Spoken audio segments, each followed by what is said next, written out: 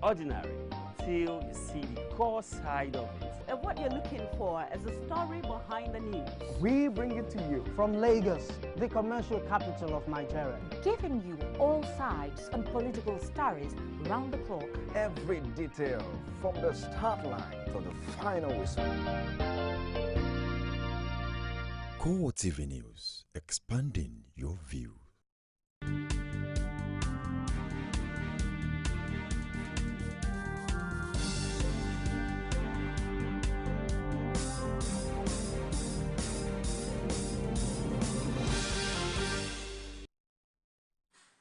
Thank you for joining us on CoreTV News Hour. I am Frank Omalape. Here are some of the stories we're filing at this time. The National Assembly has handed over the Constitution Amendment Bill to State House Assemblies for further legislative action. Deputy Senate President and Chairman of the Senate Committee on Constitution and Review, Ike Ekweremadu, made a presentation at an event also attended by Speaker of the House of Representatives, Aminu Tambuwal. The leadership of the National Assembly seized the opportunity to state that the outcome of the recent exercise is a reflection of the will of the Nigerian people. They also urged the state legislators to be guided by national interests in voting on the amendments. Public support, our citizens are less inclined to support a constitution without their input.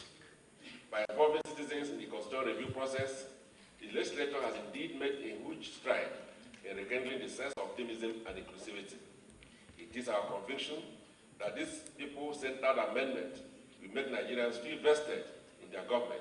During the last exercise, the National Assembly came up with very important proposals that are aimed at deepening our democracy.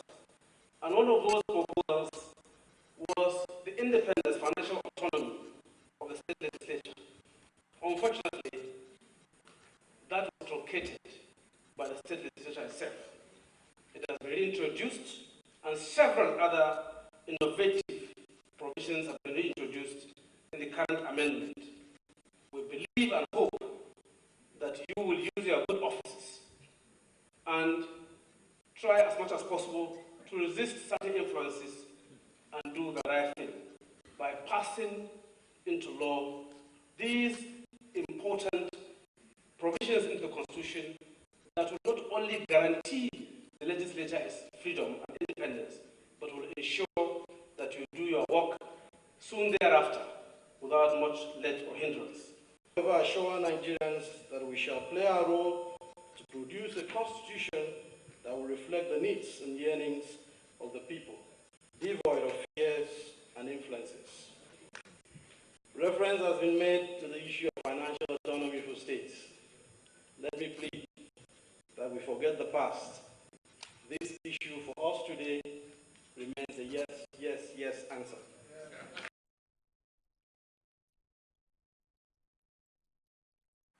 The Senate is to donate 20 million naira to alleviate the plight of over 2 million people who have been forced to flee their homes in northeast Nigeria by Boko Haram insurgents. This was after it emerged that millions of internally displaced persons are now taking refuge in Bauchi, Jigawa, Benue, and Taraba states.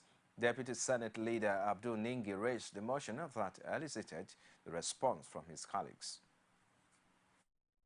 Of the international community, in particular, the federal government and the state governments in general, to the inhuman situation people of the northeastern states of Adamawa, Yobe, and Borno are finding life almost impossible to exercise. Mr. President, as I speak to you, we have over 2 million internally displaced persons from Adamawa, Borno, and Yobe. These internally displaced persons have found refuge in Bauchi, in Jigawa, and in Benue and Taraba states. On one side, by Boko Haram, this harassment results in the internal displacement of persons. They are deprived of their routine. They are deprived of their livelihood, and they become displaced persons even in their own country. In that kind of dire situation, Mr. President, distinguished colleagues, the least that humanity can do for these people, and when I say humanity either as country or humanity as international community, is for us to ameliorate their situation. The local government with over 200,000 too is under siege. Mr. President, we are displaced. Not only displaced, we are in disarray. Agreed, it's no more an internal crisis. It's a proper full-scale war, and we shouldn't leave out any aspect of the planning. We have National Commission for Refugees. I was just looking through the functions now, and one of the functions is to look after displaced persons from any war situation. We also have National Commission for Rehabilitation, which has, and again, another similar commission, almost the same sentence.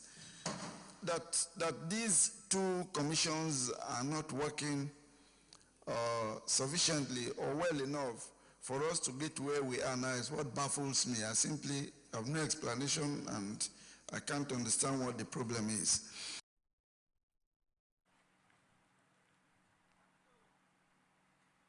President Goodluck Jonathan on Tuesday received security briefing on the status of the ceasefire agreement with Boko Haram. All the country's top security personnel attended the meeting that lasted about 2 hours at the presidential villa in Abuja. Attorney General of the Federation and Minister of Justice Mohammed Aduke told journalists that the service chiefs briefed the president about ongoing negotiations over the 200 schoolgirls abducted in Chibok, Borno State. He insisted that government negotiators are still talking with the representatives of the insurgent group, but Chief of Defense Staff Alex Badere brushed off attempts to get his views on the truce.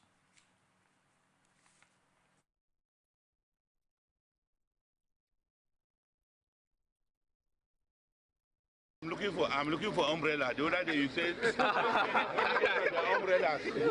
No, you see, I don't like talking because you are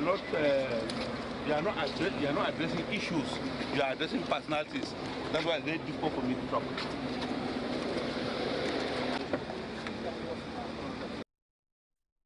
Now, police Sulaiman Abba says about 30 of his men who were declared missing after an insurgent attack the mobile police training school in Goza have yet to be found.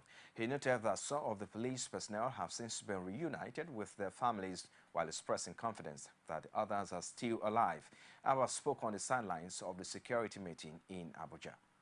Even last week, we were able to identify that one of the missing officers in Goza had gone back to his base this time around. So there can still be some that are in their homes, perhaps refusing for anyone to even report that they are around because of the trauma they went through, or they could still be in amongst the families in some of the villages around there.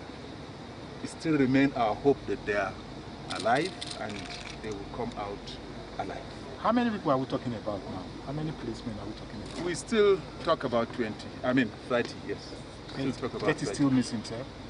About 30, yes. The Speaker of the House of Representatives, Aminu Tambuwal, has formally dumped the People's Democratic Party for the All Progressive Congress. He made the move just before the end of Tuesday plenary on the floor. Tambuwal hinged his decision on his political future as APC members held the defection as a major coup. A correspondent, Pius Samuel, tells us more. It was one of the worst-kept political secrets.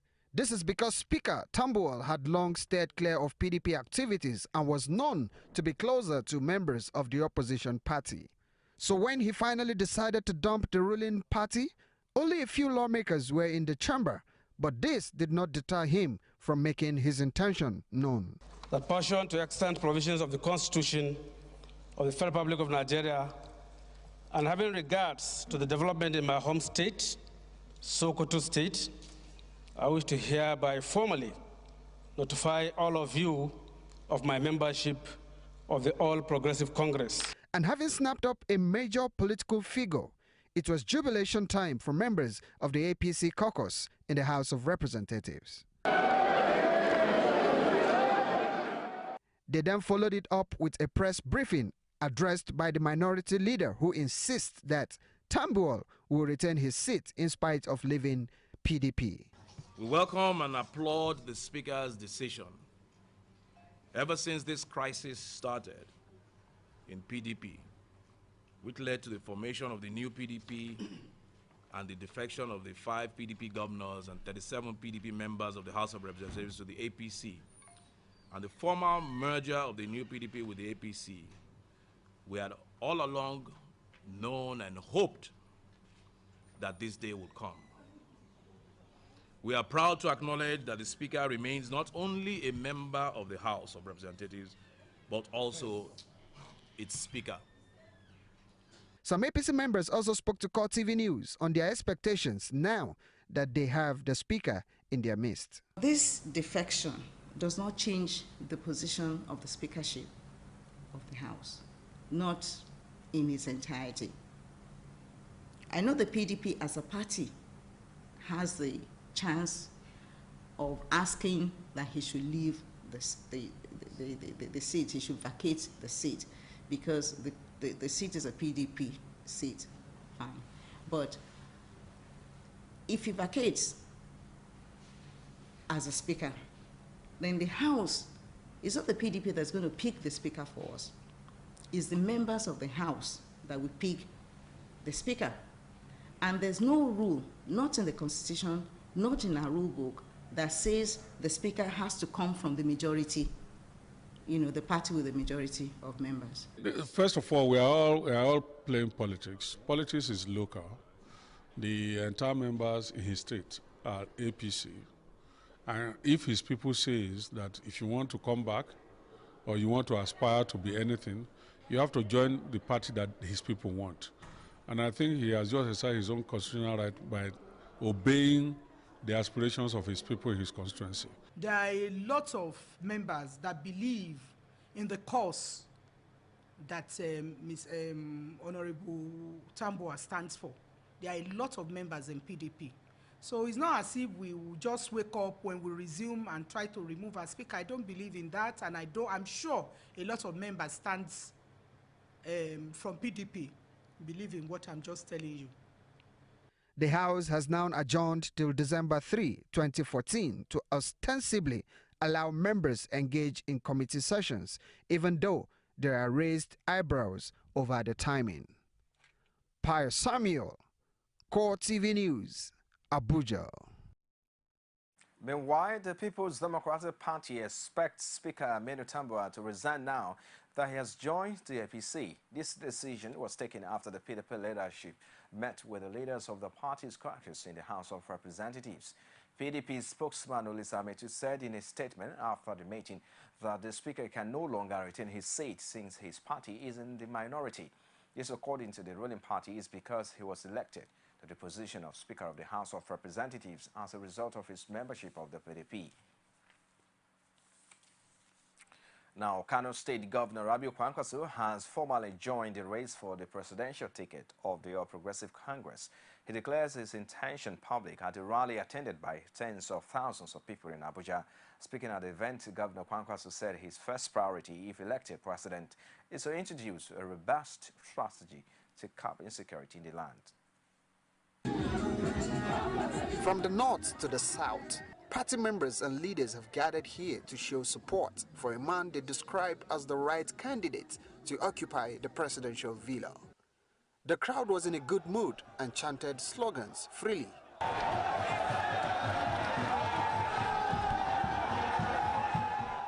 And when it was time for speeches, APC leaders reeled out areas and issues that they say the ruling party has failed to tackle.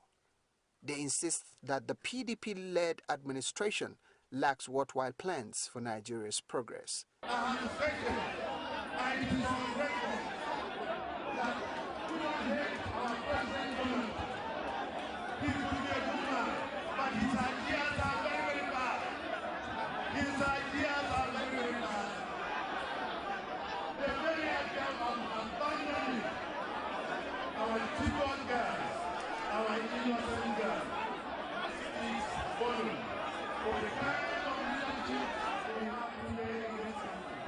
Then it was time for Governor Rabiu Kwankwaso to speak. Declaring his desire to seek the party's presidential ticket, Kwankwaso presented his plans for Nigeria, especially in tackling insecurity. Lives and properties of our students must be protected and secured. All forms of insurgency must be defeated. As a government, we cannot afford to live in blind. Insecurity is escalating at an alarming rate. Little wonder, big-time insurgents are taking over cities and towns in the northeast.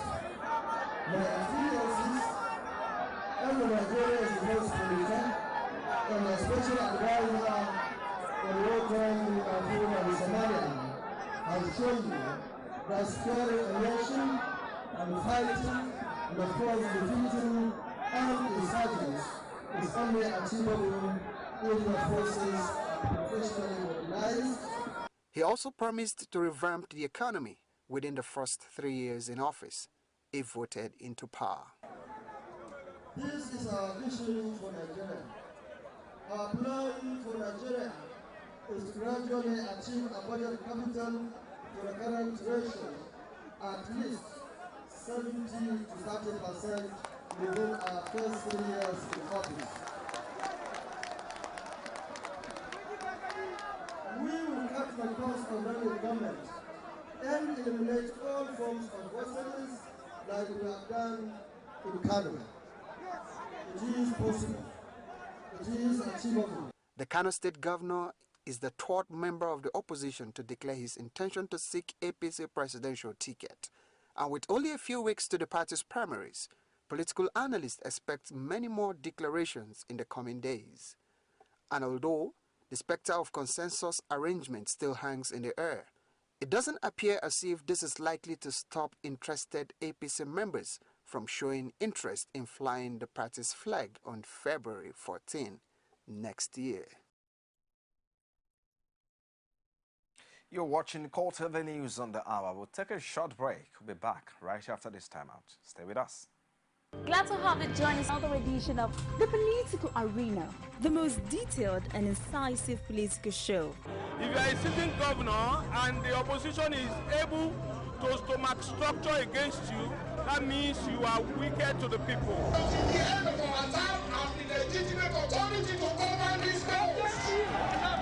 They gave me 20 minutes to move or they will shoot me.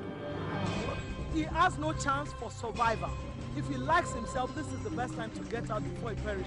The PDP as a ruling party has failed. So anybody who thinks that government will fold his hands and allow miscreants to take over the streets of our own state and cause havoc is deceiving himself. The good, bad, ugly and beautiful sides of the Nigerian political system. Join me every Sunday at 9:15 p.m. on CoreTV News. For updates on our news and other programs, visit our Facebook page. It's facebook.com/CoreTV News. And our Twitter handle at CoreTV News. You can also log on to youtube.com/CoreTV Biggest Facts and News. Indigenes and residents of Ikorodu community under the umbrella of the eminent persons of Ikorodu division have resolved that the next governor of Lagos State come 2015 must emerge from the Ikorodu division of Lagos. According to them, the Ikorodu division has so long been sidelined. They added that regardless of the political party and equitable distribution of resources, it is the turn of Ikorodu to produce the next Lagos governor. Our correspondent, Motayo Alo, tells us more. Time for strategic planning and deliberation for residents and indigenes of Ikorodu in what they call a town hall meeting to determine the future of the division come 2015 general elections. Chairman of EPID, Babatunde Rotinwa, says the gathering was important to make it clear to those in power that no particular division is the sole custodian of knowledge, while every division deserves a fair share. It's not by one party. They are candidate from PDP and they are candidate from APC. Okay? Any of them, once they are selected and they face the crowd, we are not even deciding. If the people vote for them, let them become governor. Give them an opportunity to serve. These politically active residents also share the views of the chairman, stressing that the group had shopped for a number of qualified and credible indigents to contest and win the governorship race. We are discontented. We want a change. We want our own dues. Our children don't have work. We are sidelined. That's our argument here. It is our turn. You've been zoning. You started zoning. I don't like zoning. I don't like quota. I like merit. But since you have started, that's the way the normal today runs. We must be fair while we're doing it. We have just started. This is not going to be the last of it.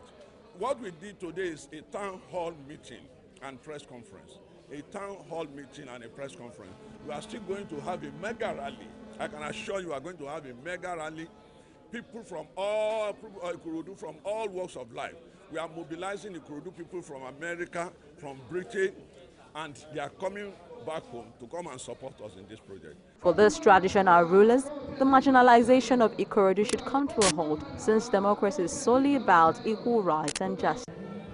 Coming 2015, the kind of governor that will come, that we are going to bring out from Ikorodu, is going to surpass the effort of the present governor of Lagos State, because he has laid the foundation, and that foundation is what we are going to build on.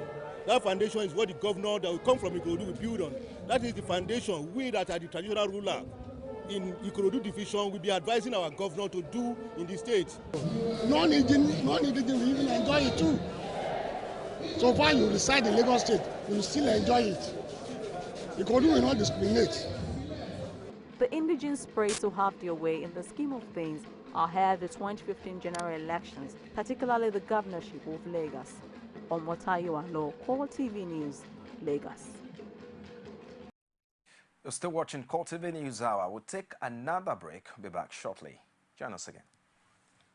One continent, 54 countries, over 2,000 languages, but united with similar interests. As news breaks, we give you in-depth analysis around Africa every Monday on CoreTV News.